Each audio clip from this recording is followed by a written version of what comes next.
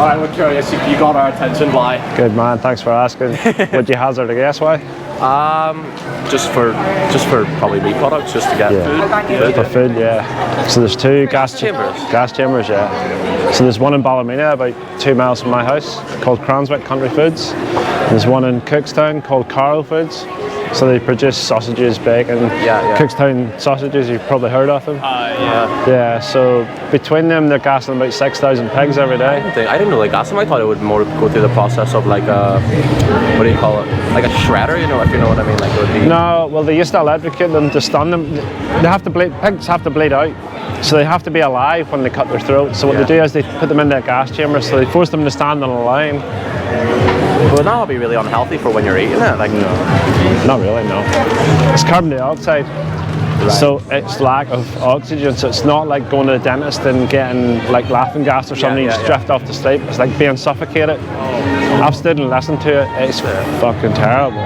They tell you it's really humane. Carbon dioxide's really cheap and a aversive gas. Like you can... We breathe it out, literally. We breathe it out. Yeah. I know you mean. So they buy it cheap, and it's the fastest way. So they used to have like prongs where they'd electrocute them on the side of their head. It stuns them, so it's long enough so they can get them upside down and shackle them with their back leg, and then they cut their throat and they bleed out. The gassing's the same. They go into a gas chamber. It takes about a minute and a half. You should hear the screams of them pigs in that gas. Unbelievable. And the carbon dioxide, it clings onto the mucus on the inside of their throat and their esophagus and stuff, so it burns them like an acid burn from the inside out. See if you could stand there and listen to that, man. Yeah, no. It's fucking terrible. You live a couple of minutes away from it too, can't you? Yeah, I don't know if you've heard of Galgorm Resort and Spa in Ballymena. Yeah, you know that place? It's like literally next door. You can throw a stone from one end to the other. Can you hear it? You can't hear it from the Galgorm because there's a couple of fields. But you can close space probably as well. So but I've done like vigils and stuff. You might think that's crazy, but I love animals, and if it was dogs, I would be there as well. You know? Of course. If it was cats, I'd be there. If it was horses, I would be there. 100%, yeah. I've stood and, first of all, pigs are really intelligent. People don't know that. Pigs are the fourth most intelligent animal, just behind primates. They're more intelligent than dogs. Pigs are super fucking intelligent. And their lives are being put to waste like that. Yeah, so when they turn up, when cows and chickens go to a slaughterhouse, they know something's wrong. They're aware that something's up. Pigs, they know that they hear the ones inside screaming. So when they arrive in the truck, they do not want to get off. They're terrified. I mean, fucking terrified. Yeah. So the guy comes in with the prongs, the electric prong, puts them inside, and they stand on the line, and they have to stand and listen to the ones being gassed in front of them. Depending on the cage, it's like a Ferris wheel type thing, about the size maybe of that circle. And it's cages that go round, so they force 3 or 4 in at a time, and they're dropped down into a gas chamber, and then they roll out the bottom. That's fucking terrible, man. That is. Really, really, really cruel. If you could stand there and listen to the screams, I promise you would not. I'm not judging you, by the way, because I ate meat products my whole life until about 10 years ago. But if you can eat something else instead, why the hell would you pay for that? Yeah. And when you go into a shop and you buy bacon, you buy sausages, you're paying for it. To me, that's animal abuse. Yeah. They sell it to you as humane slaughter, but that's abuse. You wouldn't do it to a dog. No. Why is it okay to do it to a pig when you can eat a vegan? The way the government is ruled, the way everything works, it is all kind of... I agree with you. The whole system is completely corrupt. Exactly. We're brought up from... That's why I don't judge people. You're brought up from when you're young believing that eating animal products is normal and it's needed and it's necessary. I haven't eaten flesh since I was 19. I'm nearly 55 now. It's a big gap. I've been vegan for 10 years. I'm really healthy, man. I never see a doctor. I never go to hospital. I can see that as well. Your teeth are clear, right? So, so you can be an unhealthy vegan as well. Yeah. You can eat a pile of shite like vegan chocolate and vegan ice cream all day if you want, but you can be really healthy as a vegan. So the necessity is not there, and if it's not necessary, then what's the excuse? What would be your excuse for eating an animal product when you don't need to? And that sounds judgmental. I'm literally just... I get where you're coming from. I'm trying to make people think, you know, that... I would just kind of... I feel like whenever you really think about it, you don't really think into it that much. You just kind of think of it, it's my fuel, I need to eat. It's habit, and it's tradition, and it's convenience. And it really boils down to, the one it boils down to is taste. So the other 3 you're brought up with, at Christmas and at Easter you eating certain things, and then Sunday you eat a roast dinner. Convenience, you go into the shop, well that's gone now because you go into Tesco's and there's like 5 different vegan sections. You go into McDonald's, they're doing a McPlant burger. Burger King and KFC are doing chicken burgers and chicken nuggets and stuff. So the convenience is there too. You can easily buy vegan products. Sometimes that stuff goes to waste as well. Like they don't even sell all of it, and that's something to throw away. Like exactly. Yearly wise, like the amount. Are you talking about vegan products or animal products? Animal products. Yeah. Like That's a massive problem. The residue that they over over 40% of flesh, animal flesh, is thrown away, never eaten. So 40% of animals that go into a slaughterhouse die for absolutely no reason whatsoever. They have their lives taken for them to be thrown into a fucking dump truck and thrown into the trash. That's the thing as well. Whenever you get your food from McDonald's and all, half of it's preservatives, half of it's not even flesh that you're eating. It's like you think it is, but it's not even. Sausages are like 7% meat or something. I think that's the minimum, and that's what they make them to. Have you seen sausage meat being made, man? It's fucking. Don't even want to think about it. Have you ever tried any vegan food? No. I have a lot of it in my house. My mum is a vegetarian. She doesn't eat meat or fish or anything like that. Vegan or I can't remember. She's vegetarian. Vegetarian. Yeah. You don't eat meat, or it's just fully based on like plant-based and like mushrooms. Stuff like that. Yeah, and it tastes really good. It does taste nice. Yeah. Once you know, like it takes you 2 or 3 weeks to learn new cooking habits and know where to get the products and know what to buy and stuff. But I don't eat much meat. 2 or 3 weeks. Yeah. And you're sorted. And I've heard that, and I used to use that argument too. But you have to remember that every time you buy an animal product, that somebody's going to stick a knife in another one's throat. Every time you buy an animal product, you got to remember the process that they went through to get it. Yes, exactly. And neither of you two guys would hurt an animal. And if somebody was kicking a wee pig over there now, or a wee lamb, you'd step in and do something about it. So that shows you have a good heart and you understand. So why then are we collectively as a society paying people to do things that we'd never do ourselves? You see wee lambs going into a slaughterhouse at 16 weeks old. 16 weeks, spring lambs are called that. That's why it's called lamb. It's delicacy, Mutton is old cheap that nobody buys because it's tough meat, so you buy lamb. Spring lambs killed at 16 weeks old. Young lambs are killed at 12 weeks old. Those wee lambs you see springing around the field, they keep some females to keep the lines going to breed more, but most of them go to a slaughterhouse before 4 months. And then all industries are so exploitative, and even I was vegetarian for a long time. The dairy industry is the most cruel of the whole lot, and people do not know. It is so friggin' cruel.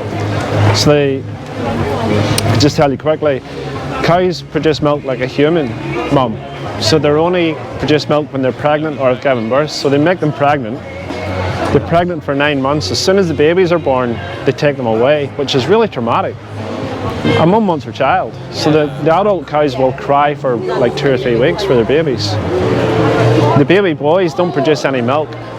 What do you think happens to them? Oh, it's meat slaughtered. No. They're grown up till about Friesians and Holsteins don't produce good quality meat, so most of them are killed on the day they're born. Some farmers will throw them in the field to call it finished, and they'll let them grow to 2 or 3 months old, and then they send them off to market and they sell them really cheaply, and then get made into dog food or steak and kidney pie or cheap meat products. But most of them, the estimates say, and last year in the UK between 120 to 150,000 baby boy calves were shot, or the other way they do it is blunt force trauma. They will set them on the ground and hit them over the head with a spade or a shovel, smack them on the head, because they have no rights at all until they're 24 hours old. And then the females go back into the industry. They go through about 5 cycles of pregnancy. So they make them pregnant, give birth, make them pregnant again, give birth, take the calves away 5-6 times till they're about 5-6 years old, and then their milk production stops. Well, it goes way down drastically, and they send them to a slaughterhouse about 5 years old. Cows live to should live to about 30 years old. But nowadays they probably wouldn't leave it. Super fucking cruel. Yeah. Taking a child away from its mum is super fucking cruel. You wouldn't do it to a human, like do it to they do have, like, the animals have emotions as well, do you know what I mean? Like, that's exactly it. And you're brought up when you're young to think animals can't think for themselves, they don't feel pain the way we do, and all this bullshit that we're kind of taught. And we're caught this arbitrary line that you care for dogs and cats, but these other animals, the ones that we eat and the ones that we wear, you're taught not to think. It's not that you don't care, you're taught not to think about it at all. It happens somewhere up a laneway in a factory somewhere at a site, and you don't think about it. Does that make sense? Yeah, I know. But when you turn your brain on, I'm going to give you a wee card. I'll give you one each. Yeah. I seen a speech about 10 years ago on YouTube. And they opened up your mind about things. Yeah. I said a speech on YouTube sounds shite, right? It sounds boring. Oh no, but it's not. YouTube's a good It's genuinely not. It's called the best speech you'll ever hear. I'll give you one as well.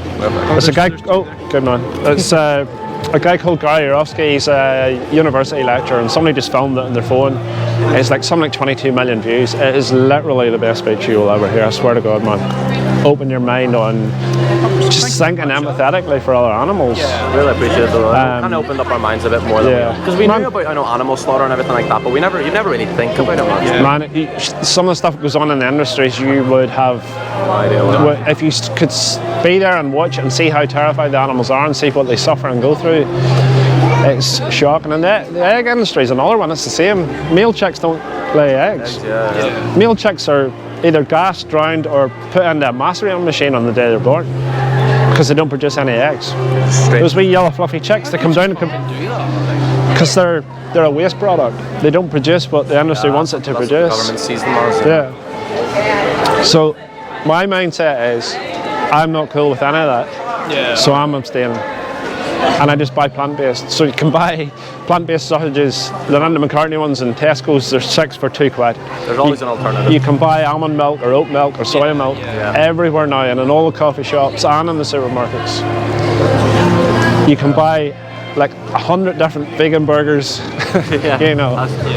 So there's no excuse. I've had the stuff before. It's actually you wouldn't expect it to be like whenever you think of like a vegan-based product, you wouldn't expect it to be tasty. I've had vegan sausages and vegan burgers before because my mum bought them, and they're actually really nice too. Like, and here's the thing: a bit of seasoning in it. 2 questions. The first question is, what do you value more? Even if they taste terrible, what do you value more? An animal's life or taste? What's more important to you? Obviously an animal's life. And let's say they're just a little bit different, which they are, you know that from experience. So say they're 5 or 10% different than the meat version. Is that 10% or that 5% worth an animal suffering for? 100%. Yeah, I can really see what you mean. You know what I mean? Like I've been considering it, you know what I mean? Because like my mum, you know, family in the house are like that.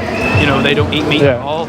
And like growing up with that, you know what I mean? It changes your way of viewing the meat and stuff. And like that. Probably for you, you haven't grown up with that, so it seems like a bigger step. But you already know you can just eat. Yeah, you can just eat the vegan version, and it tastes just a little bit different. Like 90% reduce the amount I eat. Like the meat I eat. Sorry. Watch that speech, man. I swear to God, it's about 45 minutes long. It is the best thing I've ever watched ever. The guy's just a great speaker, and everything he said, I couldn't argue with any of it. So if you think what I'm saying sounds good, listen to him, and he'll push you a little bit further. What's your name, lads? My name is Amantas. Amantas? Yeah. Where's that from? Lithuania. Ah, cool. Is that where you're from? Yeah, that's where I'm from, yeah. You sound like you're from here, so you've been here a while, yeah. What's your name, man? My name is Corey. Thanks for stopping, lads. No worries, man. Check that out. Oh, 100%. Have a good day. You as well. See you, man.